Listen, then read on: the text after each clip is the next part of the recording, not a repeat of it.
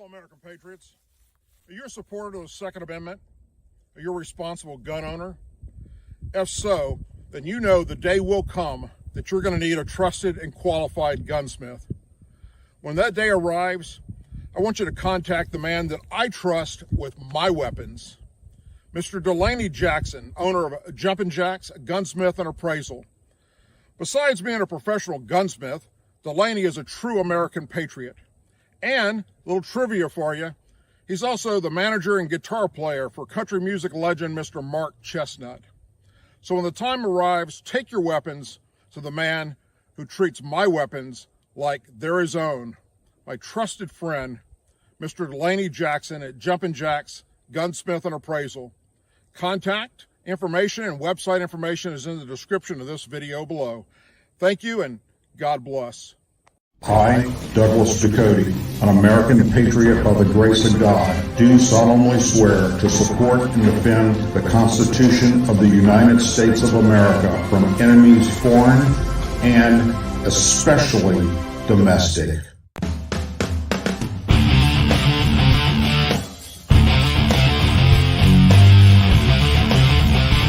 I, Douglas Ducote, an American patriot by the grace of God, do solemnly swear to support and defend the Constitution of the United States of America from enemies foreign and especially domestic. Say it with me. I pledge allegiance to the flag of the United States of America and to the republic for which it stands, one nation, under God, indivisible, with liberty and justice for all. Hello, American patriots, and welcome to another edition of the Douglas Ducote Show. You had many places you could be tonight, but you chose to be here with me, and for that, I am forever grateful. Former CIA Director Michael Hayden agreed with a British journalist that Republicans are more dangerous than extremist groups and dictators around the world. That's right, Republicans. We are worse than terrorists, according to Michael Hayden and his buddies at the British Journalism Association. And this is what they're going to run on, my friends, in midterms. Trust me, you're going to see commercials all about it, how dangerous we Republicans are. I've covered extremist and violent ideologies around the world over my career, tweeted Financial Times columnist Edward Luce on Thursday. Have never come across a political force more dangerous than today's Republicans. Nothing close. And the former CIA director, Michael Hayden, tweeted in response to that, I agree, and I was the CIA director. Michael Hayden today is a national security contributor to CNN. He's also an anti-American, no good, washed up, disgrace to the uniform he once wore, and a disgrace to our country. The DNC, Democrat National Committee, advisor Kurt Brandella linked Republicans to a domestic terrorist cell while appearing on MSNBC's The Readout. After fill-in host Tiffany Cross once again insisted there should be no distinguish between Republicans and right-wing extremists. She abolished the GOP for allegedly inspiring attacks against the FBI following the Mar-a-Lago raid against Donald Trump. She further claimed that Republicans are hypocrites for claiming to be pro-life and pro-law enforcement while criticizing the FBI and supporting forced birth. Brandella agreed, condemning the political party as a whole. Well, you know, my friend Congressman Eric Swalwell says you can't be pro-cop and pro-coup at the same time. He can't even be pro-American. I believe he was dating a Chinese spy. Oh, yeah, that would be the same guy she's talking about. That's exactly what they are. They walk around and masquerade with this term pro-life, but again, like we saw in Florida, somehow a child is not mature enough to have an abortion, but is mature enough to be forced to carry a baby to term. Well, you know, to be honest, that was a 10-year-old child that was raped by a horrible, disgusting pedophile who should be locked away forever. And if she was forced to carry that baby to term under those circumstances, then shame on the people that forced her to do it. They say they are pro-life, and all of them, every single one of them, voted against the biggest climate change package we've ever had in our country's history to try and make sure we can preserve life going forward. We're back to climate change again. They voted against that. They said they were pro-life, but they put law enforcement and their lives, their families in jeopardy, Bardella said. Really? Have you paid no attention to what Democrats have been doing with BLM and Antifa and the rhetoric coming out of the Democrat Party up in Washington, D.C.? Time and time again, we see them say one thing and do another. They're not concerned with life. They're just concerned with trying to score cheap political points. They're concerned with trying to own the libs. No, we don't want to own the libs. We just want the libs to grow the fuck up and stop acting like a bunch of little bitchy children. And they don't really care what wrecked is left in the wake. They are a destructive force in American politics. They're basically a domestic terrorist cell operating in America. Their goal is to end democracy. Several guests who have appeared on MSNBC's show have accused Republicans of operating as a domestic terrorist organization over the past year. In January, Dr. Jason Johnson referred to the party as dime store front for a terrorist movement. In May, MSNBC guest Erosion labeled the GOP as domestic terrorism party and compared their threat to that of the 9/11 terrorist attacks.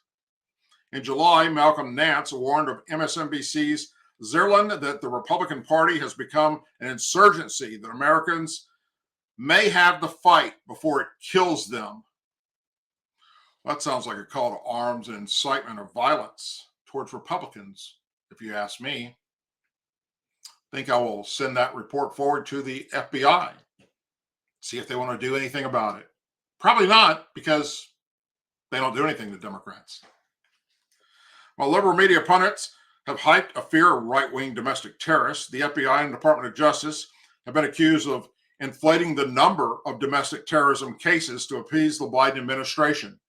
In July, Assistant Attorney General Matt Olson admitted during a House Judiciary Committee testimony that the surging domestic terrorism case numbers were traced back to in January 6 Capitol riots. Earlier in this segment, Bardella accused Republicans of putting law enforcement in danger because of the rhetoric, warning they will have blood on their hands. They're acknowledging putting the targets on the backs of law enforcement. You are one stupid son of a bitch. They are knowingly putting their families in harm's way, and if anything tragic should happen to any member of our law enforcement community, these people have blood on their hands. These people should be held liable. These platforms that they're spreading their personal contact information should be held responsible, Bardella said. That's the Democrats doing that, you stupid fucktard. Democrat politicians, meanwhile, have accused police and local law enforcement of perpetrating racism as crime in major cities surge, not to mention the Democrat call to defund the police. The Democrat Party all have one thing in common with each other. They're all hypocrites. How about the teenagers and young adults that are members of Antifa and BLM who have all seen attacking anyone trying to exercise their First Amendment rights? How about that? Attacking police, killing police officers, attacking police stations, setting them on fire, setting police cars on fire, looting and burning down department stores. No, they're not domestic terrorists. Republicans are. That's about as fucking dumb as it gets. I want to share with you all a piece written by Tom Del Baracco, a chairman at calrevival.com political action committee that is supporting right of center grassroots efforts out in California. He is an author, speaker, and the former chairman of the California Republican Party. The FBI raid on Trump's home on August 8th, in concert with the Department of Justice, marks a dark and sentimental point in American history. There can be no undoing of that act. Sadly, the world has seen America, once the land of the free, descent into the new and realm of the DOJ and FBI attempting to decide who can be president of our country. Not unlike so many military coups throughout history, there will be much fallout over the raid at Trump's Florida home. There are significant legal and political consequences, including potential making Trump into a political martyr and even helping his 2024 presidential campaign. Those pale in comparison, however, to the FBI and Department of Justice stunning foray over the last year into politics, a foray that was capped off by Mar-a-Lago raid. States that the starkest terms, the FBI and Department of Justice are now in the business of deciding who shall be eligible to run for office in America. Period. Full stop. A simple review of the last few years proves the point. Without question, well before the 2016 campaign, former Secretary of State Clinton broke the law. She maintained highly classified material in her home in an unsecured environment. No one can debate that. Nor can it be debated that there was no raid of her home, let alone illegal consequences for her behavior.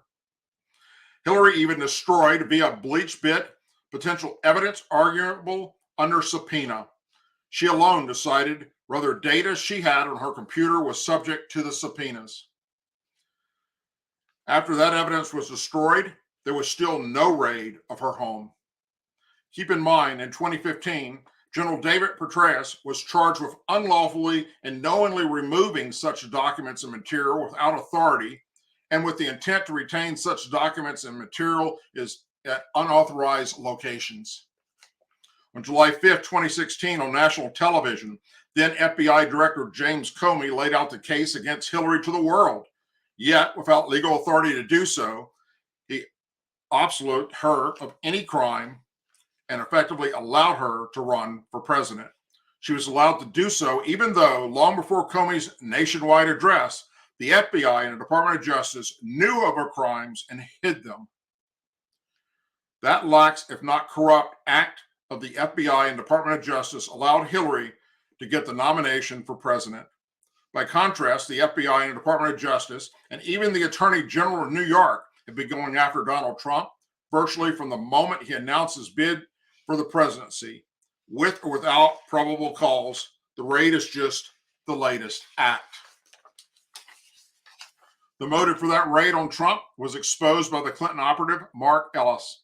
Ellis, of course, was involved in the false Russiagate scandal, which was an effort to bring down Trump's candidacy and presidency with the help of the FBI and the Department of Justice. The current motive, plain and simple, is to prevent Trump from running again for office. Ellis referenced U.S. Code Title 18, Section 2071 in relations to Trump. That code section provides a penalty of disqualification from holding any office under the United States.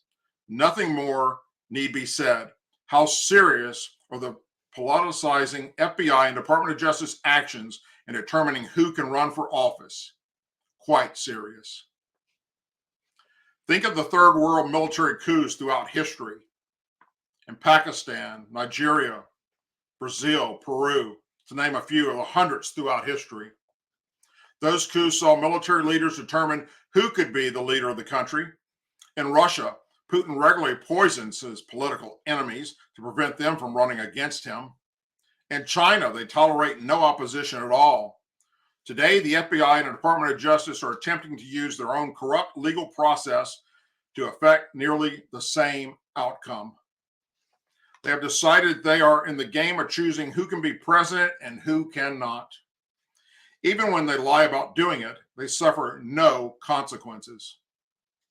What greater danger could there be to the Republic? Beyond that, in a single raid, it has been confirmed that we have a two-tier justice system, something that I've been preaching about for quite some time now. Americans are right to confirm after this raid that we have one justice system for Republicans and another for Democrats. Republicans get raided or publicly shackled. Manafort, Stone, Navarro, and now even President Trump. Democrats do not. Democrats can lie to federal authorities, like Andrew McCabe did, and sue the government for benefits and get them. Republicans get jailed. FBI officials can take federal government property, documents from people's homes. James Comey, Sandy Berger, and the Clintons, and nothing happens to them. Republicans cannot do the same. Not to mention that Hunter Biden's crimes were labeled disinformation. As for a judge putting his stamp on the process, the same was done over and over on the lie of the Russia collusion story. As a result, the American system of justice is taking yet another massive, credible hit from a judge who donated to President Obama. It has also been confirmed politically and historically that the American paradise has been lost. The Republic is now firmly in danger, and America is no longer a beacon of freedom and justice in the world. Even the president of El Salvador, with the country's past, questioned what the U.S. government would say if his Central American country's police did something similar. As this story continues to unfold, President Trump stated Monday that he will do whatever he can to help the country. After FBI raid and stated that the temperature has to be brought down, the Democrats in Washington, on the other hand, seemingly can find no double standard or wrongdoing. In the absence of unity on this issue, it will now take a true leader to summons our virtue and overcome this terrible abuse to the American ideal and the Republic. How many of you knew that we were domestic terrorists? How many of you knew that Republicans are no different than Al-Qaeda? The U.S. government left behind more than $7 billion in military equipment when it pulled out of Afghanistan during chaotic and deadly withdrawal last year. An Inspector General confirmed on Tuesday. The Defense Department Inspector General report explained that the majority of the $7 billion left behind in equipment in the country's consist of tactical ground vehicles such as Humvees and mine-resistant MARPs. The Afghan military possessed a ground vehicle inventory worth about $4.12 billion when Kabul fell to the Taliban in mid-August 2021. In addition to the ground vehicles, U.S. military lost $923.3 million worth of military aircraft and $294.6 million in aircraft munitions. However, the report does point out that some of the aircraft were demilitarized and rendered inoperable during the evacuation, but most were not. The Inspector General report said that 316,260 small arms, including sniper rifles, machine guns, and grenade launchers, were left behind, mounting a total of 511.8 million, all in serviceable and working order. In the 9 months following the withdrawal from Afghanistan, Taliban fighters have paraded through the streets on multiple occasions, showing off the military equipment seized from the U.S. and its unconscionable and high-tech military equipment paid for by U.S. taxpayers. It's falling into the hands of the Taliban and their terrorist allies. Republican lawmakers said in a letter to Secretary of Defense Lloyd Austin last year. Securing U.S. assets should have been among the top priorities of the U.S. Department of Defense prior to announcing the withdrawal from Afghanistan. This is a treasonous act. This is aiding and abetting the enemy. Joe Biden should be charged with treason.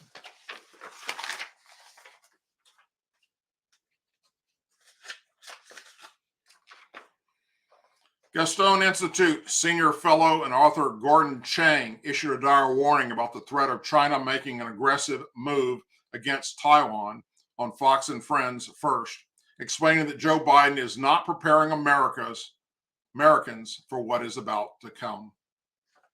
Chang also warned that U.S.-China relations have reached one of the most dangerous moments in history after U.S. lawmakers made an unannounced visit to Taiwan.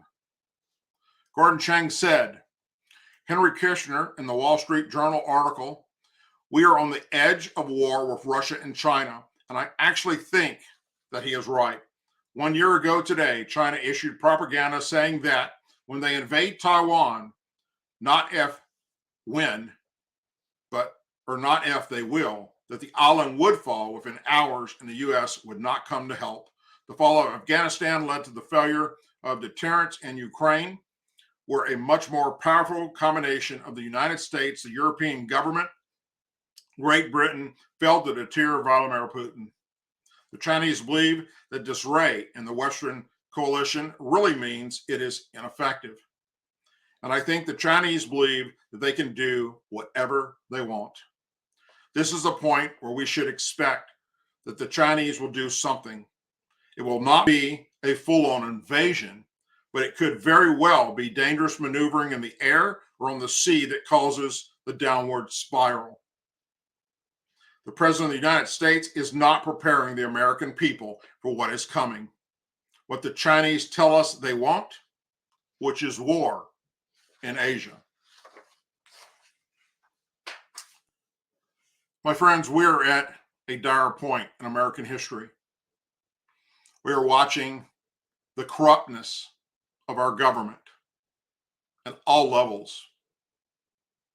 The far left has infiltrated everything in our government.